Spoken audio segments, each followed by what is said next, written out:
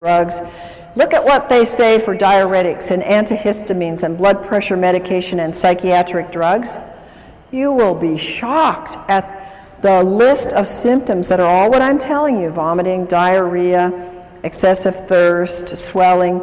All of these kinds of things that are produced by the drug are because they're producing in you dehydration. And one of my passions is that people who are on psychiatric drugs are getting drained dry in the brain. It's like sucking the water out of the brain because these drugs are just pulling the water that is needed for these neurotransmissions to happen. Another one of my passions is the babies that are coming into the world, because we now have a plethora of brain-injured children and children who can't function. I got an email today from a friend who said, "Oh, thanks so much for the work you're doing." And she said, "It's almost every day that I get a mom coming up to me and they're all saying, what do we do for our kids? They all have brain issues, they all have ADD, they can't think, they can't concentrate, they can't behave. What do we do?" And morning sickness is because of severe dehydration. Oh, I would give anything to have known this 30 years ago, 20 years ago when I had my children, because I had serious morning sickness. I mean, I was sick. And anybody that's a mom that knows that will remember those days. I didn't ever drink water. The thing that saved me is that I took a ton of pills for my pregnancy, and it took me a lot of water to get those pills down. And I'm sure that that's the only reason why my kids are as good as they are.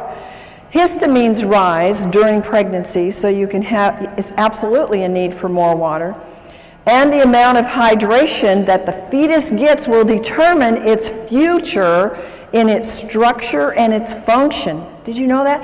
Now, I want to make something clear to you, that I am not giving you the research notations under these, because you will get them in the book that's forthcoming on Your Brain on Water. And they will all be documented, because it will take too much time for us to go through that here. But all of these things that I'm telling you are documented in the research.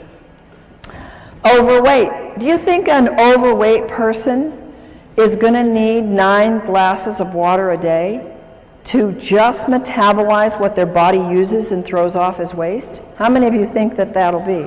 No.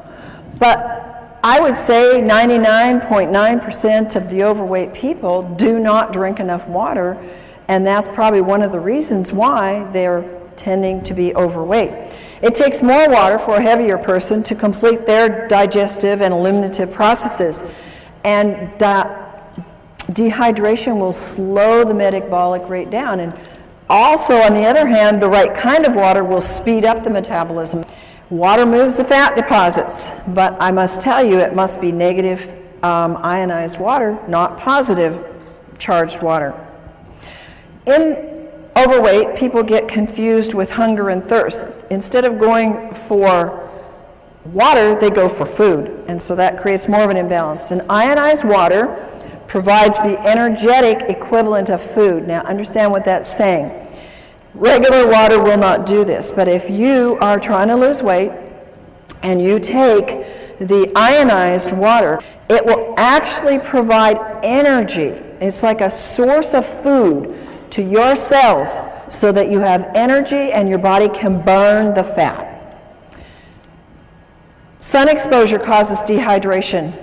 The sun, when you're there, you know how dehydrated we get. And what do people do when they're in the sun and for several hours after?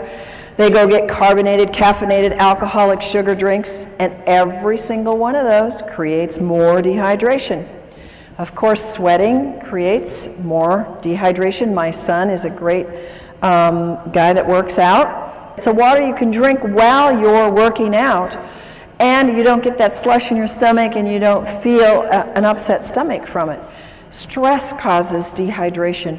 I look at the hours I used to work. I still work them, but I used to work them without drinking water. Now I have large glasses of water beside me all day long. And I would think, oh, I'll drink later. Oh, I know I need to drink. And my day would just go push, push, push, push, push all day long. And I didn't do my body too good of good. And, you know, I've had to undo some of those things. But again, it was like I wasn't making the connections, and I believe I wasn't making the connections because I was so dehydrated my brain couldn't put it together. And I didn't have anybody come and tell me that there really was a water. I had lots of people come with alkaline water and these machines out there, and I'd been checking them out for 20 years. And I said, these don't work. They're not doing one thing for you. Why should I spend $1,000, $2,000? Why should I spend anything on them? I don't want to give my clients this kind of water. So I knew, because I was always testing them, that what I was seeing on the market really wasn't working. Stress will use up hormones. It will use up neurotransmitters, making them work harder. It will use up your vital resources, and you have to have water to keep them functioning. Now, we all know that too much salt isn't good, and using the wrong kind of salt is bad for your body because it will grab water and dehydrate you. But using too much salt, especially on salty foods, because that's the wrong kind of salt, folks. They don't put sea salt on those things. We're going to tell you in a few minutes the right kind of salt to use and how to use salt to help your hydration. Of course, vomiting can cause dehydration. So when you see those information on any drugs or anywhere where it says causes vomiting, you know that it's possible it can cause dehydration. What are the dangers of dehydration? Well, if you're dehydrated as much as 5%, it can reduce in as much as 20 to 30% drop or make your physical activity go down. How many of you notice a drop in your energy when you're dehydrated? How many of you notice that when you take the right kind of water, ionized, microclustered water, you have an increase in energy? I mean, it's phenomenal what that can do, and if you take any supplements at all, it pushes them to the height of what they can do. So I can go 16-hour days now with no breaks and just, 10% reduction in your water can make you sick. 20% can even mean death. Isn't that amazing? Only 20% you can die. 1 to 2%, that's very, very little, folks, in your brain can mean that you have problems concentrating and thinking. How many of you know somebody, I wouldn't ask you if you had that problem, but how many of you know somebody that has that problem? I think we all do, and at times we all do. Dehydration is a cumulative, it comes together. You see, the average person drinks 160,000 gallons of water in a lifetime, and 75% of the citizens around the world in developed countries are chronically dehydrated. I would have never believed that before my experience with water personally and what I've seen with my clients and our brain participants in our brain center. It's absolutely true. People are so dehydrated. 1/3 of the Americans have such a weak thirst sensation that they mistake it for hunger. And look at the obesity that we have. Look at how many of us, we don't like it, struggle with weight. And it's one of the #1 reasons is water. If 80% of your brain is water, which runs your pituitary, your hypothalamus, which regulates your weight, and if your body is 70–75% water, and that is related to your hunger drives and your thirst, we know that water is a huge part of why we are not getting the weight that we want. Brain dehydration. It brings on feelings, if we're dehydrated, of anxiety and depression. The brain doesn't function properly. It uses up amino acids that are called our happy aminos that have to be working. The worse the dehydration is, the worse the depression and anxiety are. I wish I could go back to my clients who had such severe depression that they chose to go to psychiatric drugs. I wish, and nutrients weren't doing it, folks, and maybe you know people like that.